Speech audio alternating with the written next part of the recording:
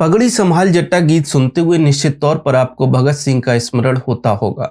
लेकिन आपको जानकर आश्चर्य होगा कि भगत सिंह इस गीत से प्रेरित थे, लेकिन वह इस विचार के मूल रचयिता नहीं थे।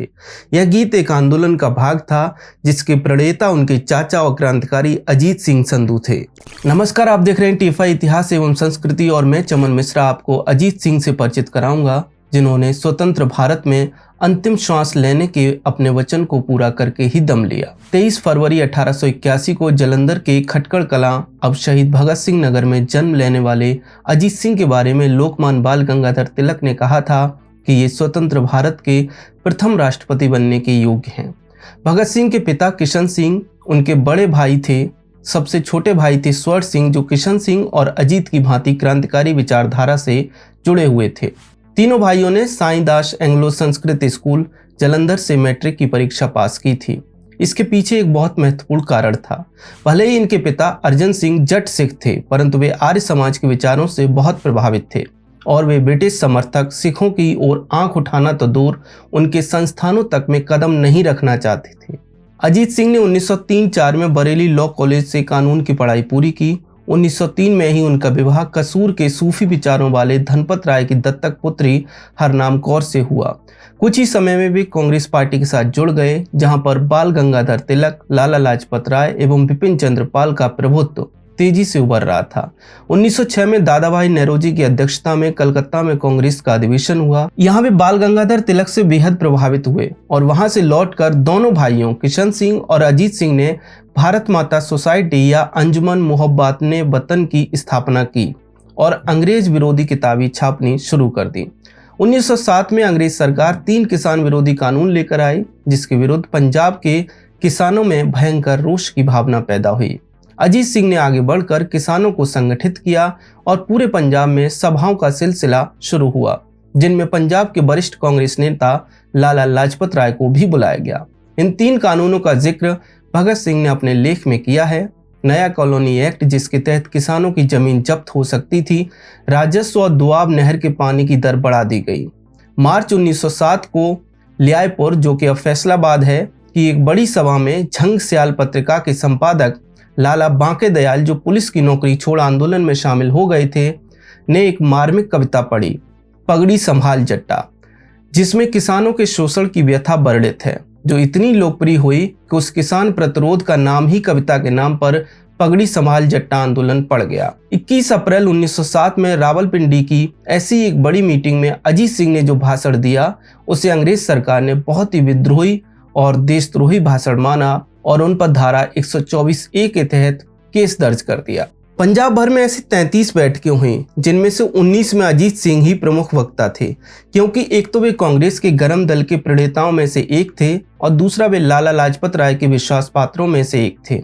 भारत में अंग्रेज सेना के तत्कालीन कमांडर लॉर्ड किचनर को आशंका हुई कि इस आंदोलन से सेना और पुलिस के किसान घरों के बेटे विद्रोह कर सकते हैं और तत्कालीन पंजाब के लेफ्टिनेंट गवर्नर भी इस बात पर सहमत थे। ऐसे में भले ही ब्रिटिश सरकार ने कानून रद्द कर दिया, परंतु लाला लाजपत राय और अजीत सिंह को हिरासत में लिया और उन्हें बर्मा की मंडले जेल भेज दिया गया, जो कई मायनों में काला पानी से कम नहीं थी। तो भगत सिंह का अजीत सिंह से कैसा नाता था? किशन सिंह के ज्येष्ठ पुत्र होने के नाते भगत का उन पर विशेष स्नेह था और भगत के जन्म का संयोग ऐसा था कि जिस दिन वे जन्मे उसी दिन जेल में बंद उनके चाचाओं की रिहाई का ऑर्डर भी आ गया और इसलिए भगत के दादा अर्जन सिंह उन्हें प्यार से भागनलाल, भाग्यों वाला बुलाते थे। जब अजीत सिंह वापस आए तो उन्हें किसानों का राजा कहकर एक ताज पहनाया गया, जो आज भी बंगा के भगत सिंह संग्रहालय में प्रदर्शित है। सूरत से लौटकर अजीत सिंह ने पंजाब में तिलक आश्रम की स्थापना की, जो उनके विचारों का प्रसार करता था, परंतु अंग्रेजों की कुंठा अभी खत्म नहीं हुई थी। अंग्रेज सरकार उनके विद्रोही विचारों के कारण उनके विरुद्ध कुछ बड़ी कार्रवाई करने की योजना बना रही थी। ऐसे में अजीत सिंह को आभास हो गया कि स्थिति ठीक नहीं है और ना ही वे स्वर्ण सिंह की भांति जेल में घुट घुट कर मरना चाहते थे। स्वर्ण सिंह पर झूठे आरोप लगाकर उन्हें खूब यातनाएं दी गई थी, जिसके कारण जेल में तपेदिक के रोग के कारण वे 1910 में ही परलोक सिधार गए। ऐसे में सूफी अंबा प्रसाद के साथ अजीत सिंह कराची से समुद्री जहाज पर सवार होकर ईरान चले गए। इस बात पर आज भी संदेह है कि वे 1909 में गए थे या 1911 में। परंतु जब तक अंग्रेजों को स्थिति का पता चला, अजीत सिंह भारत से गायब हो चुके थे। अब उनका नाम मिर्जा हसन खान था, जिस नाम से बाद में उनका ब्राजील का पासपोर्ट भी बना।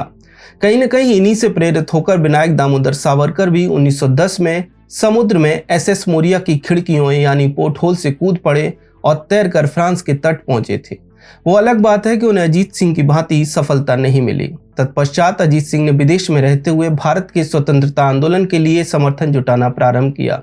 कभी ईरान तो कभी तुर्की, तो कभी वे फ्रांस, जर्मनी, स्विट्जरलैंड आदि में रुके।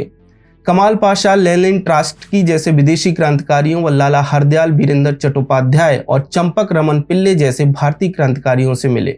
1914 में वे ब्राजील चले गए और 18 साल तक वहीं रहे, जहां वे निरंतर गदर पार्टी के संपर्क में रहे।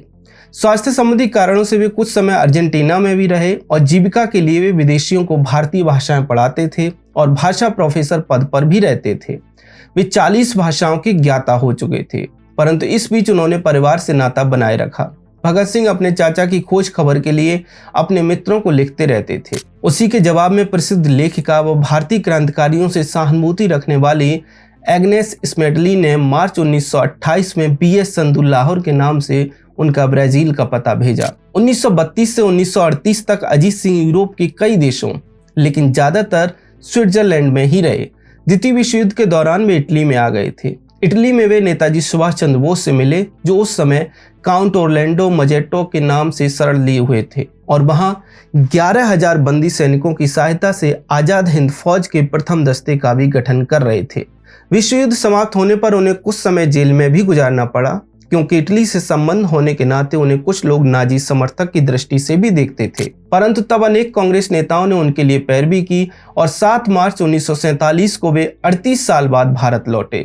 9 अप्रैल को वे लाहौर पहुंचे तो उनका जबरदस्त स्वागत किया गया, परंतु धीरे धीरे उन्हें आभास होने लगा कि ये उनका भारत नहीं है, क्योंकि विभाजन के बादल देश पर मंडराने लगे थे। खराब स्वास्थ्य के कारण वे गांव नहीं जा सके और उन्हें स्वास्थ्य लाभ के लिए जुलाई 1947 में डलहौजी जाना पड़ा। इसी बीच उन्हें भारत के विभाजन की खबर मिली, जिससे वे काफी दुखी हुए, परंतु इस बात से भी आश्वस्त थे कि उनकी अंतिम श्वास स्वतंत्र भारत में ही ली जाएगी। अंत में 14-15 अगस्त 1947 की मध्य रात में हिंदुस्तान में ब्रिटिश राज खत्म होने पर प्रधानमंत्री नेहरू का भाषण सुनकर सुबह करीब 3:30 पर उन्होंने जय हिंद कहकर सदा के लिए आंखें मूंद ली। डलहौजी में ही उनका स्मारक पंचपूला पर बना है, जहां अब हजारों लोग उन्हें श्रद्धांजलि देते हैं। अजीत सिंह ने अपने जीवन के अंतिम श्वास तक एक अखंड और सशक्त भारत के लिए लड़ाई लड़ी। वे भारत को अखंड भले ही न रख पाए, परंतु अपने देश को स्वतंत्र करने का वचन अवश्य पूरा कर पाए।